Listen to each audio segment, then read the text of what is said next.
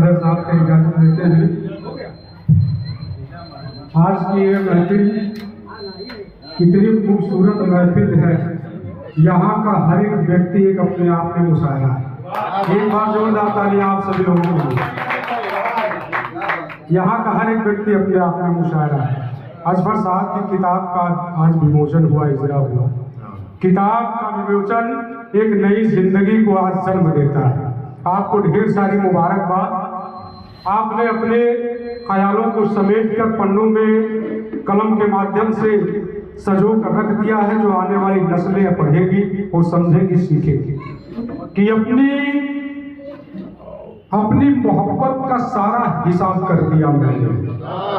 लफ्ज मेरे हैं, जज्बात आपके, कि अपनी मोहब्बत का सारा हिसाब कर दिया मैंने। तुम्हारी यादों को गजलों की किताब कर दिया मैंने। अपनी मोहब्बत का सारा हिसाब कर दिया मैंने। तुम्हारी यादों को गजलों की किताब कर दिया मैंने। तूने छोड़ा था मुझे सूखे कांटों के बीच, लो देख लो अपनी जिंदगी को गुलाब कर दिया मैंने। आपने बहुत शुक्रिया है। आपने अपने जिंदगी को आज गुलाब किया हुआ है। हमारे बीच में मोहतरम सदर साहब मौजूद हैं। आप सभी लोग और भी हमारे मुख्य अतिथि जो थे वो लोग चले गए। मोहतरम सदर साहब कुछ ऐसी शख्सियत हैं जो अजफर साहब के साथ हमेशा कंधे से कंधा मिलाकर चले। आप लोग जब ऊपर वाले से दुआ करता हूँ कि आप ऐसे ही साथ में चलते रहें और जीवन के सफर को और आगे बढ़ाएं। मैंने कुछ लिखा था बहुत पहले आपके लिए, कहना चाह रहा था कि अनगिनत सितारों को खुद में समेटे अंबर बैठा है। अनगिनत सितारों को 1 2 3 अनगिनत, कुछ लोग तो आ पाए कुछ लोग नहीं आ पाए, कि अनगिनत सितारों को खुद में समेटे अंबर बैठा है। लफ्जों की दुनिया का तरताज सिकंदर बैठा है, जिसके कदमों में पड़े हो साहे सल्तनत का ताज, उसकी कीमत को ठुकरा कर आज कलंदर बैठे। आपने उसकी कीमत को ठुकरा कर आज बैठे हैं। आपके लिए बहुत बहुत धन्यवाद। ये मेरी खुशनसीबी होती है कि आप मंच पर हमारे साथ मौजूद रहते हैं। और जब पूरा परिवार यहाँ पर इकट्ठा हुआ तो मुझे किसी का शेर याद आया। मैंने बहुत बचपन में उसको सुना था। एक भावुक पल था कि मानो महफिल में लाखों तारों की रोशनाई छाई है। किसी ने कहा आज साहब देखने वाले जन्नत आज यहीं पर है, कहीं और नहीं है। कि महफिल में लाखों तारों की रोशनाई छाई है, मानो चांद ने अपनी हर तरफ चांदनी फैलाई है।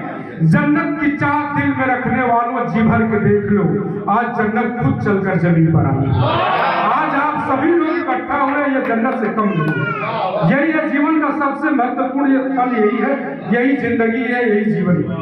मैं कुछ अब कह रहा हूँ कि एक मतला 2 शेर देखना है। हमारे बहुत प्रिय मित्र बैठे हैं, हमारा अब्दुल बिन गफ्फार साहब, कि एक मतला 2 शेर देखना है, कौन कितना दिलेर देखना है। एक मतला 2 शेर देखना है, कौन कितना दिलेर देखना है। ये शायर अंधा है फिर भी तू बता, तेरी आंखों में कितनी देर देखना है। ये शायर अंधा है फिर भी तू बता, तेरी आंखों में कितनी देर देखना है। कितनी देर देखना है। आप सभी का बहुत बहुत शुक्रिया। एक कुछ चंद अचार और उसके बाद एक गजल का कुछ मतलब आपके बीच में हाजिर करके अपना स्थान ग्रहण कर लूंगा। कि शुष्क होठों को तेरे कमल लिख रहा हूँ। आज महफिल बहुत शानदार है। कि शुष्क होठों को तेरे कमल लिख रहा हूँ, मैं फिर भी अधूरी गजल लिख रहा हूँ। शुष्क होठों को तेरे कमल लिख रहा हूँ, मैं फिर भी अधूरी गजल लिख रहा हूँ। तेरी सोहबत में जहनी तवाजुन जो खोया, अब चांद तारों को तन्हा गजल लिख रहा हूँ। अब चांद तारों को तन्हा गजल लिख रहा हूँ। एक हमारा एक याद आ गया कि आपके बीच में उसको भी रख दूं कि एक गजल का मतलब, बस उसके बाद क्योंकि फहरिस्त बहुत लंबी है। कभी खुशी तो कभी गम लिखता हूँ, कभी खुशी तो कभी गम लिखेंगे, कभी देखिए इसका खुशी नहीं, ये जमीन आसमां था, दूसरा शेर आ गया। कभी जमीन तो कभी आसमां लिखूंगा, मैं बेपनाह होकर भी बेपनाह लिखूंगा।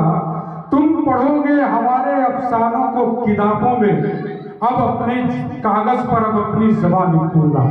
कभी जमीन तो कभी आसमां लिखूंगा। और सुने शेर सुने कि जो देख नहीं पाती है इन कयामत की रातों को, उन आंखों पर छाया हुआ वो धुआं लिखूंगा। और एक गजल लिखने से पेट नहीं भरता मेरा, मैं ताउम्र अपनी जिंदगी की दास्तां लिखूंगा। क्या बात है भाई ये थे अनिल प्रवक्ता जी।